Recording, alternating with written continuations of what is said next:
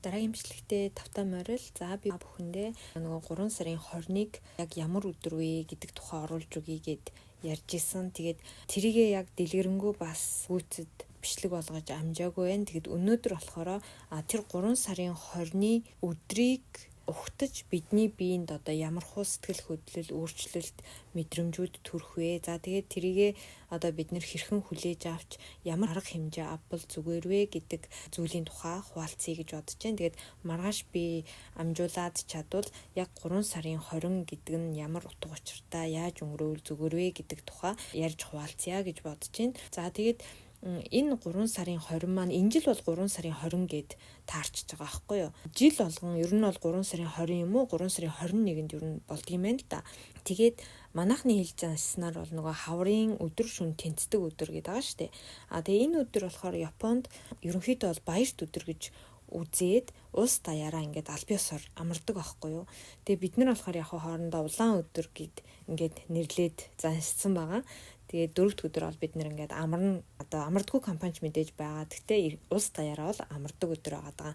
Тэгээд яагаад энэ Японд энэ өдрийг ингээд чухалчилдаг вэ гэхээр нэгдүгээрт болохоор байгаль их дэлхийтэйгээ ингээд зохицсон амьдарч байгаль их дэлхийгээ хайрлаж хүндэтгэх дээрэс нь хаврын одоо нөгөө дулаан цагийн эхлэл гэдгийг маш их бэлэгшээдэг юм онцлогтой сайхан өдөр гэж үздэг юм байна. За тэгээд хоёрдугаарт нь болохоор энэ өдөр Япончууд болохоор өвөг дээдсээ хүндэтгэх өдөр мөн одоо гэр бүл хайртай тэр хүмүүсийнхээ шарлыг эргэж тойрч одоо цэвэрлэж өргөл өргөдөг тийм заншилтай юм байна л да.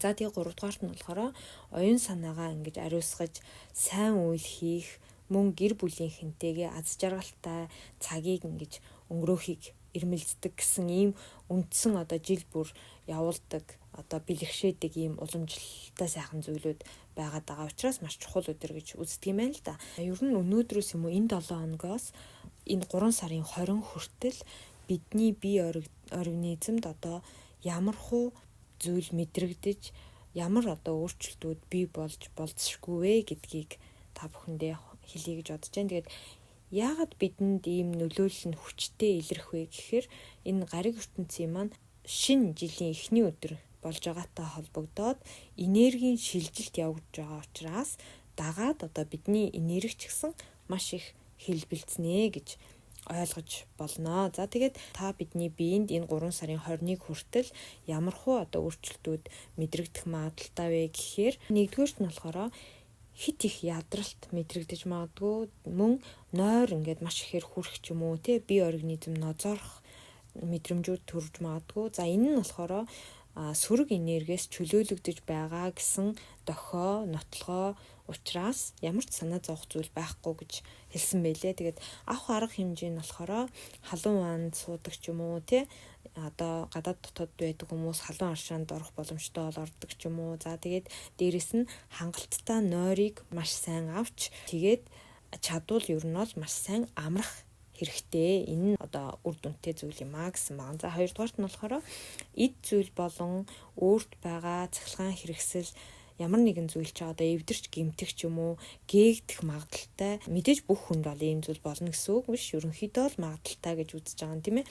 Хэрвээ ийм зүйл болох юм бол хуучин одоо болохгүй зүйлээ мөн хуучин холбоо харилцаагаа орхих дохио гэж үзэж байгаа юм билээ.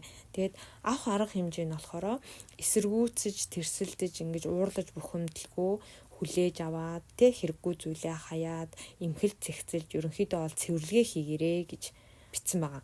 За тэгээд гэрийнхээ энергийг ч гэсэн маш сайхан одоо шинжилж өөрчлөхийн тулд цэвэрхэн байлгахын тулд далайн давстай усаар шалаа арчдаг ч юм уу тий гой үнэртэн тий лимонтой ус юу гэдэг янз бүрийн өөрсдийнхөө хэрэгэлдэг аргаар ингээд гэрийнхээ энергийг бас цэвэрлээрээ.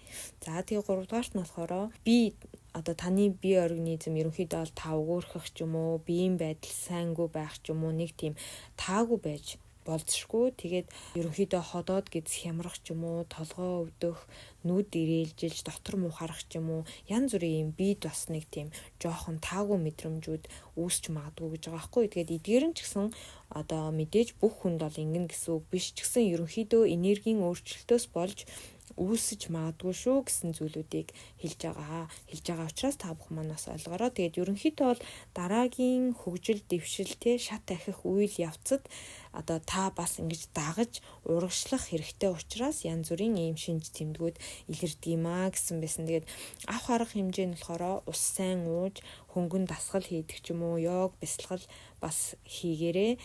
Тэгээд байгальд алхах бол маш сайн шүү гэсэн байгаа. Тэгээд мах гэхээсээ илүү ногоо түлхүү хэрэглээд аль болох ер нь бол хөнгөн өнгөрөхийг хичээх хэрэгтэй. За тэгээд дөрөвт нь болохоор хүн хоорондын харилцааны өөрчлөлт явагдаж магадгүй. Таны энерги долгион дээшлэхэд ерөнхийдөө бол хамтдаа урагшилж хүн л хамтдаа урагшилдаг гэж байгаа байхгүй. Тэгээд урагшилж чадахгүй тийм харилцаа бол нэг үгээр хэлэх юм бол танаас ингээд холдоод хоцроод үлдэнэ гэсэн үг байхгүй. Тэгэхээр энэ дээр ерөөсөө санаа зовох зүйл байхгүй. Тийм үйл явц болж байгаа юм байна гэж үзээд авах арга хэмжээ нь болохоор ердөөсөө зүгээр энэ хорвоо дэлхий амьдралын энэ урсгалд даатгаад ард үлдэх тэр бүх харилцаандаа талархах хэрэгтэй шүү гэж байгаа. За тэгээ мөн одоо юу гэдгийг өөрсдийнхөө сошиал ертөнцийн юм уу утасныхаа жагсаалтын юм уу тэр бүх зүйлээ бас цэвэрлж янзсан ч ер нь бол болно гэж хэлсэн байсан. За тэгээд 5 дугаарт нь болохоор сөрөг мэдрэмж, сэтгэл хөдлөлийн уналт босолт ч юм уу сэтгэл хөдлөлийн хит их одоо дээшээ доошоо савлсан байдлууд бас мэдрэгдэх магадaltaй. Гинт уурлах, гуниглах, мөн айдас түгшүүр мэдрэгдэх, одоо шалтгаангүй уйлах ч гэдэг юм уу янз бүрийн одоо тийм сөрөг мэдрэмжүүд танд үүсэж магадгүй. За энэ үед болохоор ямар арга хэмжээ авах вэ гэхээр сэтгэл хөдлөлөө үгүйсгэлгүйгээр аль болох өөртөө ажиглалт хийгээд анзаарч өгөх хэрэгтэй. Яг одоо төрж байгаа тэр сөрөг мэдрэмжээ цаасан дээр бичээд шатаасан ч юу нь болно. За тэгээд ерөнхийдөө бол тэрсэлдэхгүй л байхыг хичээгээрээ мөн ийм сөрөг сэтгэл хөдлөл төрсөн үедээ хит яагаад ингэж байна гэдэг юм уу тэхгүйгээр өөрийгөө ер нь бол ажиглаад анзаараад тайван ингээд өнгөрөхийг хичээгээрээ мөн одоо аргадаж уучлж өөрийгөө гоё зөөлөн байдал гараа гэж байгаа байхгүй. За эдгээр үйл явцад та ингээд хит их сэтгэл хөдлөлөөр хандахгүйгээр мөн хит их эсэргүүцэж тэмцэж хандалгүй одоо бүх зүйл сайжрах, сайн сайхан болох шинж тэмдэг гэж ойлгож ухамсарлаж хүлээж аваарай гэсэн байгаа. Тэгээд ер нь бол дээрэс нь нэмж хэлэхэд аль болох өөртөө итгэж, өөртөө найдаж, туршиглаж айх зүйл ер нь юу байх вэ гэж ингэсэн тийм бодлоор зоригтойгоор бүгдээрээ гоё урагшаа тэмүүлж нэг тийм шийдэмгий гоё зоримог өөртөө эерэг сайн сайхан энергиэр дүүрэн 3 сарын 20 хүртэл одоо өнөөдөр маргааш байна эдгээр өдрүүдийг өнгөрөөхийг хичээгээрэй. За тэгээ би завн болвол маргааш 3 сарын 20-нд яг та юу хийж ямар арга хэмжээ авбал зүгээр вэ гэдэг сэдвийг бас оруулж өгье гэж бодож байгаа. За тэгээд өнөөдрийн бичлэг маань богинохан ч гэсэн та бүхэнд манаас хэрэгтэй мэдээлэл байсан баха гэж бодож байна. Дараагийнхаа бичлэгээр та бүхэнтэйгээ дахин уулзцгаая. Баярлалаа.